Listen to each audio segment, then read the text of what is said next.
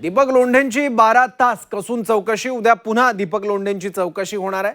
लोंढेंच्या नावानं समता पतसंस्थेत 4 खाती आहेत। या खात्यामधून कोट्यवधी रुपयांचा व्यवहार झाल्याची माहिती समोर आली आहे। शिर्डी पोलिसांकडून लोंढेंची कसून चौकशी होते आहे। माझ्या आणि माझ्या मिसेसबद्दल जे काही अकाउंट खोलले आहे हे काय माझे नाही, हे मी सरांना बी सांगितलं। अजून माझी काही चौकशी आहे, मी उद्या परत येऊन करणार आहे। आणि मी माझे फक्त मोठ्या लोकांसंग फोटो आहे म्हणून मला टार्गेट बनवलेलं जातं आहे। याच्यात मी विनंती करतो का मला टार्गेट बनवू नका। मी छोटा माणूस आहे, मी एक शेतकरी माणूस आहे।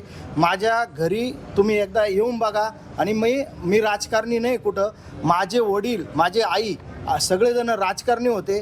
आणि त्याच्यानंतर माझ्या घरी जरी राजकारणी माझं भाऊन ते, मी कुठं राजकारणात नाही। मी फक्त एक जपलेले माझ्या वडिलांचे आणि आईचे रिलेशन मी पुढं सांभाळतोय।